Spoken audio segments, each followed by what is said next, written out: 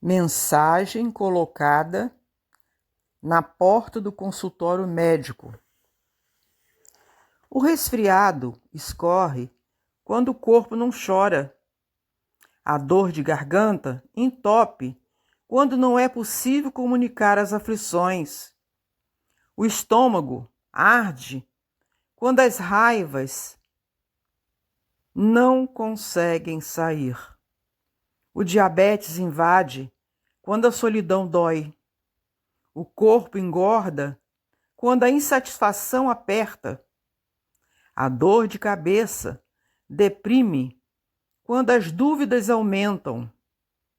O coração desiste quando o sentido da vida parece terminar. A alergia aparece quando o perfeccionismo fica intolerável. As unhas quebram quando as defesas ficam ameaçadas. O peito aperta quando o orgulho escraviza. O coração infarta quando chega a ingratidão. A pressão sobe quando o medo aprisiona. As neuroses paralisam quando a criança interna tiraniza. A febre esquenta quando as defesas detonam as fronteiras da imunidade. Embora não se conheça a autoria da mensagem acima transcrita, acredito que ela carrega em si muitas verdades sobre a influência dos nossos pensamentos e emoções, sobre saúde. Quando nos descontrolamos internamente, alteramos a nossa energia mental e o corpo experimenta o mesmo desequilíbrio que se passa em nossos pensamentos. Corpo e espírito se influenciam mutuamente. Uma cólica renal tira o bom humor de qualquer um, mas um ataque de cólera pode muito bem trazer sérias complicações à nossa saúde. A expressão popular morrer de raiva não é tão alegórica como se pode pensar. Emmanuel, guia espiritual de Chico Xavier, afirmou: quantas enfermidades pomposamente batizadas pela ciência médica não passam de estados vibratórios da mente em desequilíbrio. Quantas enfermidades pomposamente batizadas pela ciência médica não passam de estados vibratórios da mente em desequilíbrio. Vejamos o interessante depoimento que o Espírito deu aos filhos, através da psicografia, a respeito da doença que o levou à desencarnação. As grandes tristezas podem nos ser a causa de enfermidades que a medicina não consegue debelar. Creio que enfrentei um problema cardíaco irreversível em decorrência dos meus complexos de culpa. Depois que a gente deixa o corpo, é que observa quanto poderia ter deixado de errar. Um pouco mais de paciência e desprendimento, de renúncia e de amor nos evitariam muitos dissabores da vida que prossegue além da morte. É possível se deduzir do emocionante relato que a doença cardíaca poderia ter tomado outros rumos se houvesse da parte do enfermo uma conduta pautada no amor e no perdão. Se ele foi morto pelo cultivo sistemático da culpa, poderia ter sido salvo pela paciência e pelo perdão. No atestado do óbito estará escrito a causa da morte: infarto do miocárdio. No atestado de óbito espiritual constará como causa impaciência, irritação, mágoa, orgulho ferido.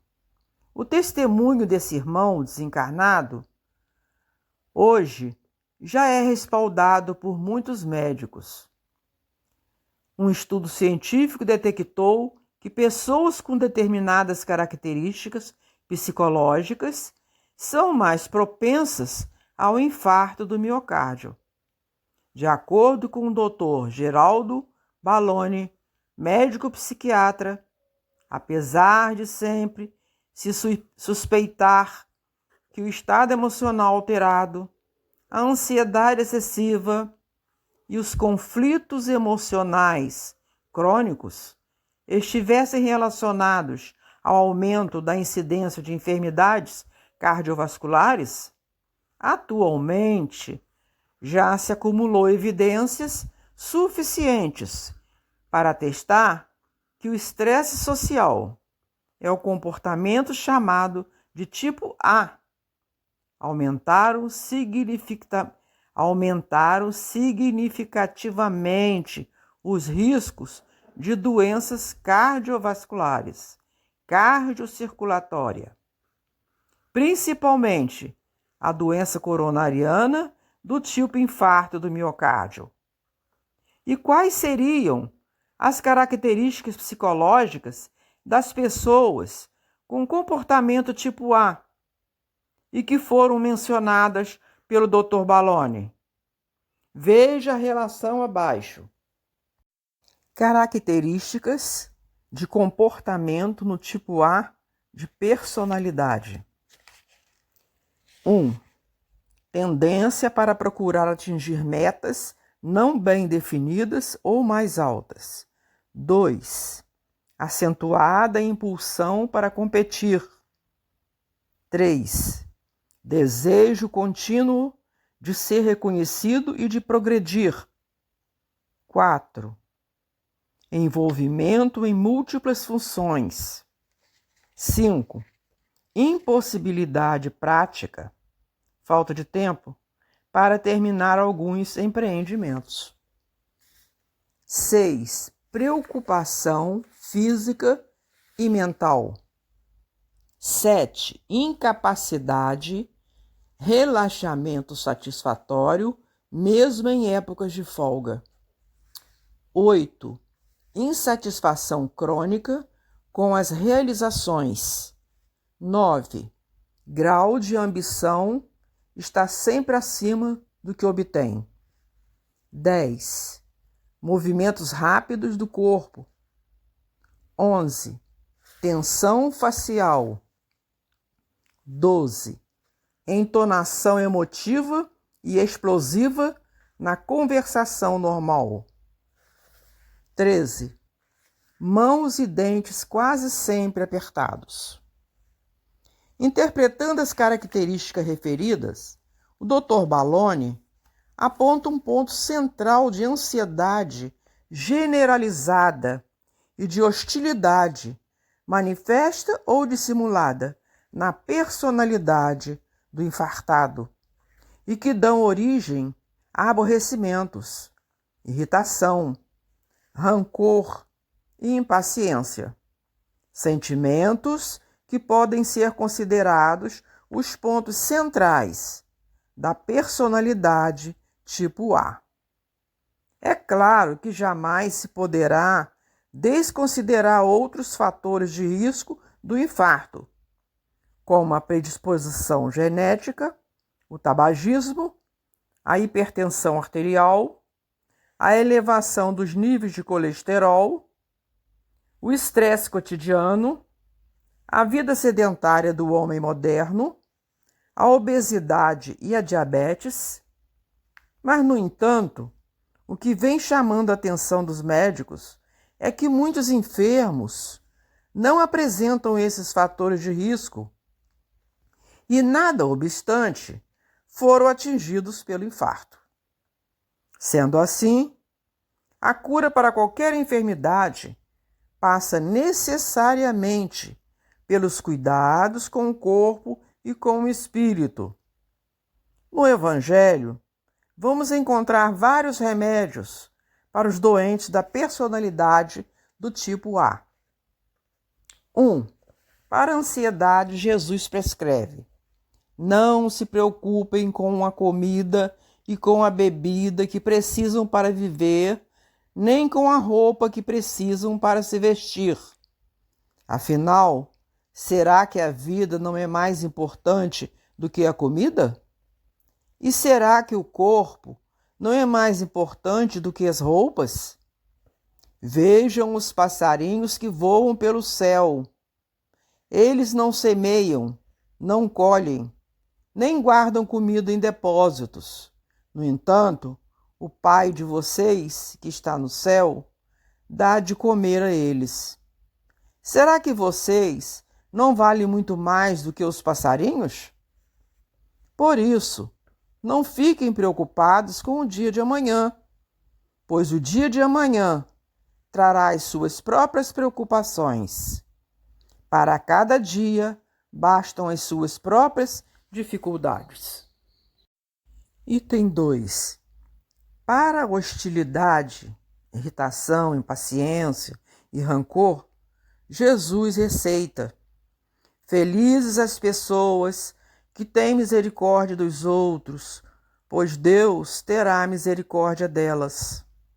Felizes as pessoas que trabalham pela paz, pois Deus as tratará como seus filhos. Se alguém fizer uma acusação contra você e levá-lo ao tribunal, entre em acordo com essa pessoa enquanto ainda é tempo, antes de chegarem lá, porque depois que chegarem ao tribunal, você será entregue ao juiz, o juiz entregará ao carcereiro e você será jogado na cadeia. Vocês ouviram o que foi dito: ame os seus amigos e odeie os seus inimigos. Mas eu lhes digo: amem os seus inimigos e orem pelos que perseguem vocês, para que vocês se tornem filhos do Pai de vocês que está no céu. Item 3. Para a ambição desmedida, Jesus recomenda: não ajuntem riquezas aqui na terra, onde as traças e a ferrugem destroem, e onde os ladrões arrombam e roubam. Pelo contrário, ajuntem riqueza no céu, onde as traças e a ferrugem não podem destruí-las, e os ladrões não podem arrombar e roubá-las. Pois onde estiverem as suas riquezas, aí estará o coração de vocês. Tenham cuidado com todo tipo de avareza, porque a verdadeira vida de uma pessoa não depende das coisas que ela tem, mesmo que sejam muitas. Item 4. Para o contínuo desejo de ser reconhecido, Jesus indica: se alguém quer ser o primeiro, deve ficar em último lugar e servir a todos. Eis que agora os últimos serão os primeiros, e os primeiros serão os últimos. Quem se engrandece será humilhado, mas quem se humilha será engrandecido. Podemos notar, portanto, que no Evangelho iremos encontrar os mais eficientes remédios para a prevenção e cura das nossas moléstias. A medicina terrena nos ajuda a tratar das nossas moléstias, como consequências físicas das enfermidades, enquanto a medicina espiritual cuida da alma doente, que se desequilibrou, basicamente, por falta de amor. Tento explicar a relação entre doença e desamor. Está no Evangelho que Deus é amor. Portanto, sendo Deus o nosso Criador, podemos concluir que somos almas criadas pelo amor e concebidas para viver no amor. Afinal de contas, não fomos feitos à imagem e semelhança de Deus? O amor é o oxigênio da alma. Quando falta o amor, o espírito definha, a energia enfraquece e, portanto, o corpo se debilita. A enfermidade é um sintoma da falta de amor por nós mesmos, da ausência de amor pelo próximo ou da inexistência de amor pela vida, ou tudo isso junto. A doença é um convite para ouvir a si mesmo. Precisamos tomar cuidado para que os tratamentos médicos ou espirituais que venhamos a fazer não encubram a mensagem de alerta que a doença veio nos trazer. Segundo o cancerologista Carl Simonton, a doença é um sistema de feedback do nosso organismo. Ela nos diz que devemos mudar antes de ficarmos doentes. Sofremos emocionalmente, mas a maioria de nós não tem consciência e não presta atenção nisso. E se continuamos com essa visão não saudável, pensando e vivendo de modo negativo, aí chega a doença física. Ela nos força a parar e nos mostra que devemos mudar. Assim, a doença é um sistema de feedback embutido em nossa existência humana, nos ajudando a parar com aquilo que não é bom para nós. Se estivermos com o diagnóstico de uma gastrite de fundo nervoso, não bastará tomarmos o medicamento prescrito pelo médico, aliviando os sintomas, e ignorarmos o aviso que o corpo está nos mandando com a gastrite. Até porque não existe tecnicamente gastrite nervosa, mas sim uma pessoa nervosa que desencadeia uma gastrite.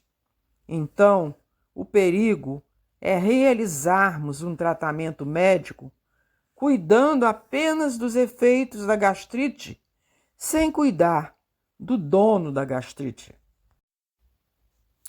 Tomemos a cautela para não permitir que o remédio nos faça esquecer as informações que a doença está nos mandando a respeito do mal que estamos fazendo a nós mesmos através do nosso proceder. O mesmo se diga em relação aos tratamentos espirituais.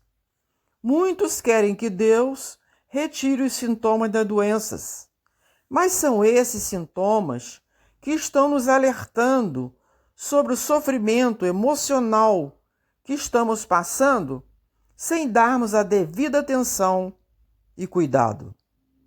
Certa feita, uma senhora me procurou dizendo que tinha um problema no joelho.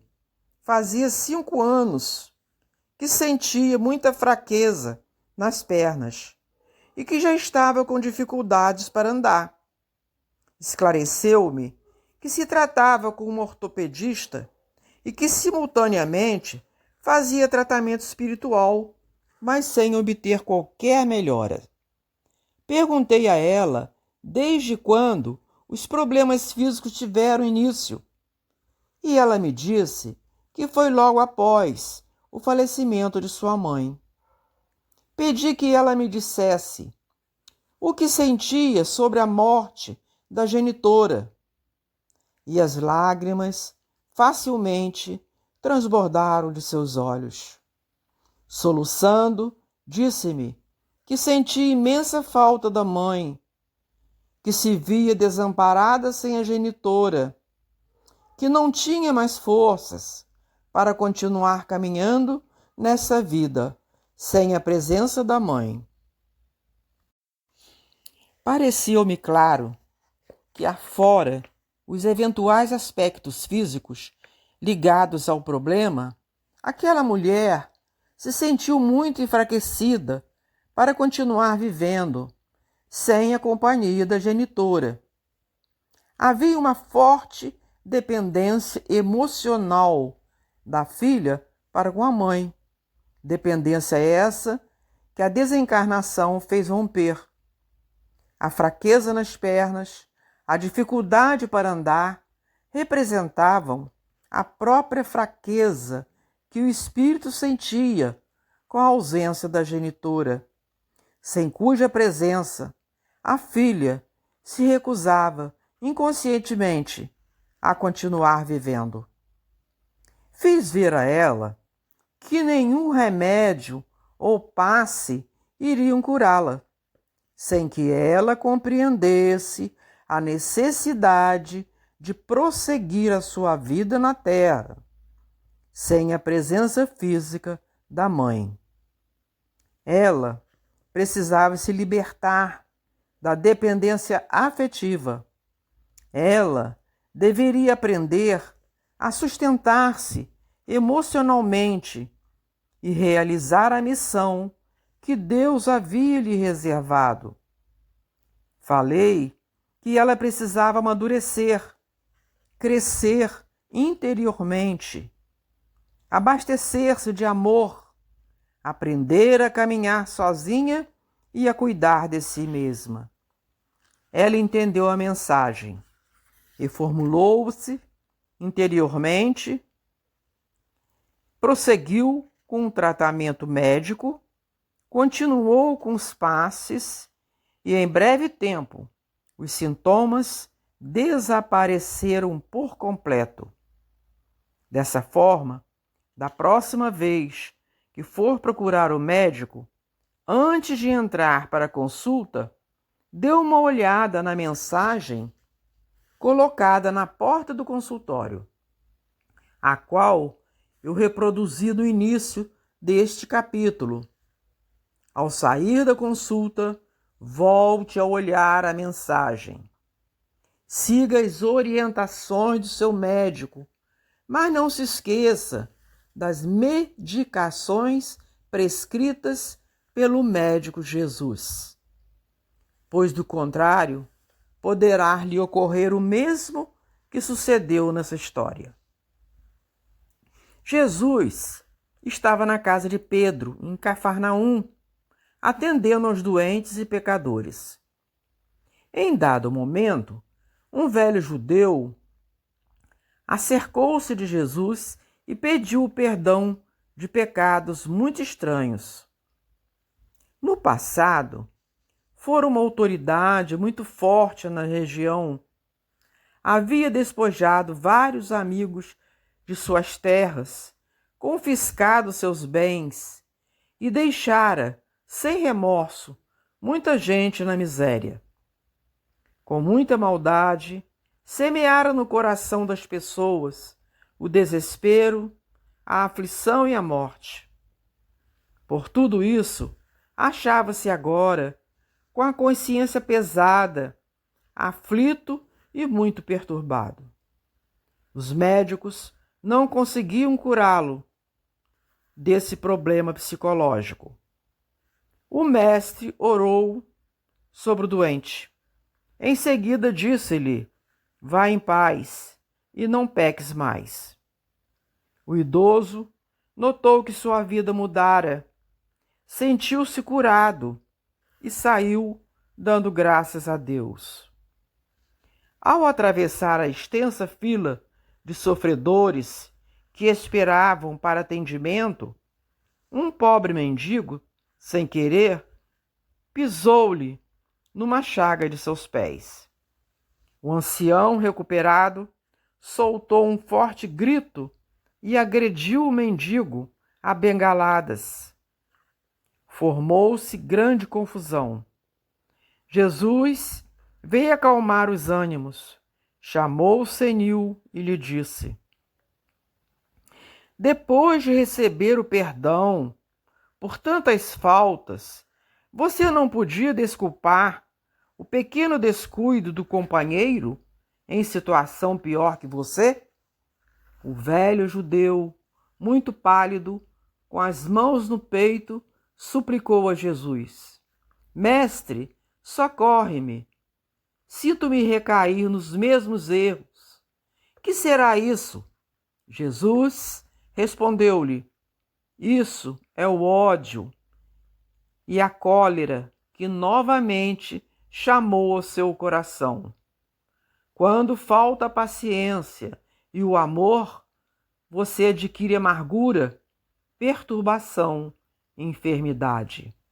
Repetindo: Que será isso? Jesus respondeu-lhe: Isso é o ódio e a cólera que novamente chamou ao seu coração. Quando falta a paciência e o amor, você adquire amargura, perturbação e enfermidade.